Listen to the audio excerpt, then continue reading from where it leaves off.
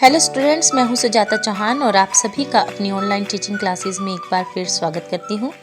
आज मैं 4th class के बच्चों के लिए उनकी बुक उड़ान से 15वां पाठ लेकर आई हूं, जिसका शीर्षक है भुलक्कड़ पापा। तो चलिए, बहुत प्यारी सी ये कहानी है, इस कहानी को पढ़ते हैं। नन्ही स्कूल से लौटी तो बड़ी उदास थी। उसकी मम्मी ने पूछा तो कुछ नहीं बोली, एकदम चुप गुमसुम। उसके पापा की उस दिन छुट्टी थी, घर पर ही थे। उन्होंने भी प्यार से पूछा तो पता चला कि आज क्लास में कृष्ण सुदामा नाटक होना था। वह उसमें रुक्मिणी बनी थी, पर अपना संवाद भूल गई थी, इसलिए सबने उसका बड़ा मजाक उड़ाया। अरे, तो इसमें रोने की क्या बात है? पापा मुस्कुराए। अगली बार नाटक खेलो तो याद रखना। अरे पापा, दुख तो होता ही है ना, नन्ही ने रोनी सूरत बनाकर कहा। तो पापा की हंसी छूट गई। हंसते हंसते बोले, अरे भुलक्कड़पना कोई रोने की बात है? तुम्हें मालूम है बचपन में मैं कितना भुलक्कड़ था? सुनकर नन्ही हैरानी से बोली, सच पापा, सच? आप भी भुलक्कड़ थे? सुनाओ अपने भुलक्कड़पन का किस्सा। सुनाऊं अपने भुलक्कड़पन का किस्सा? पापा ने हंसकर कहा। हाँ हाँ पापा, सुनाइए ना, नन्ही उत्सुकता से बोली। अच्छा सुनो।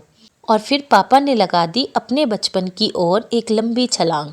यह कोई 20 साल पहले की बात है। तब मैं छोटा था, बहुत छोटा। तुमसे बस 1-2 क्लास बड़ा ही रहा हूँगा।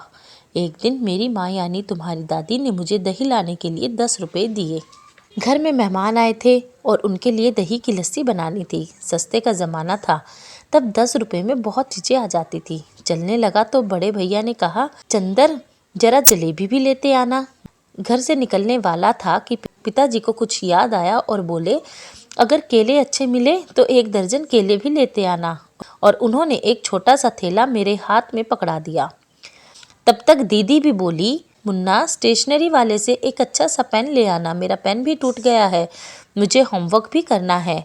घर से निकला तो सोच रहा था, इतनी सारी चीज़ें मुझे कैसे याद रहेंगी। इससे पहले कि चीज़ भूल जाऊं, मैंने उन्हें दोहरा लेना ठीक समझा। तुरंत एक छोटी सी कविता बना डाली। लानी है दही और गरम जलेबी, एक अच्छा सा पेन और लाने हैं केले भी। बस यह कविता याद रही तो बेड़ा पार, फिर तो भूलने का सवाल ही नहीं।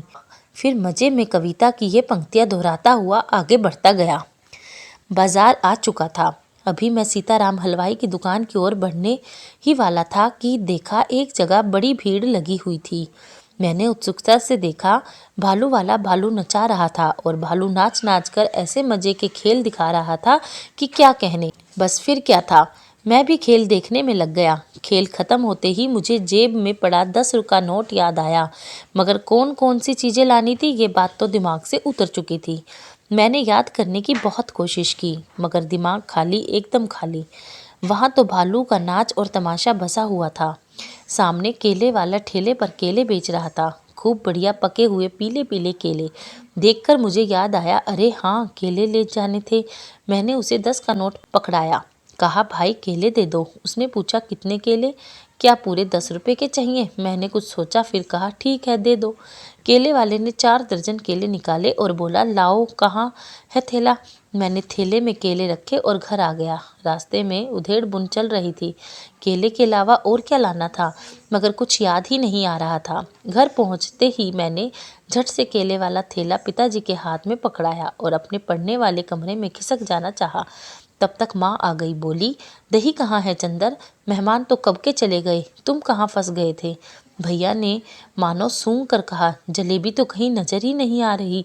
और दीदी ने कहा, मुन्ना स्टेशनरी वाले से पेन ठीक मिल गया था ना, जरा दिखा तो। मैंने उस थैले की ओर इशारा किया जो पिताजी के हाथ में था।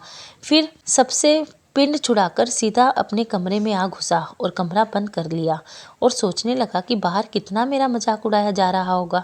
थोड़ी देर में माँ ने दरवाज़ा खुलवाया और प्यार से पुचकारते हुए कहा, तुम 4 दर्जन केले क्यों लेके आए बेटा? घर के लिए तो 1 दर्जन ही बहुत थे।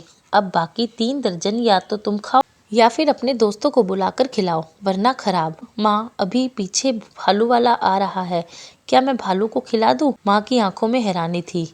बाहर खड़ी दीदी यह सुन रही थी। उन्होंने शोर मचाकर पूरे घर में कह दिया कि चंदर तो रास्ते में भालू का तमाशा देख रहा था, इसलिए भुलक्कड़ राम भूल गए सब कुछ। भुलक्कड़ राम, वाह वाह जी, भुलक्कड़ राम।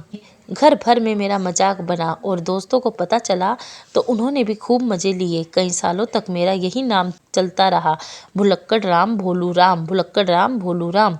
सुन लिया नन्ही, कहकर पापा ने जोर से ठाका लगाया तो नन्ही देर तक हंसती रही, खिल खिल खिल खिल खिल खिल। और यहीं पर ये हमारी कहानी समाप्त होती है।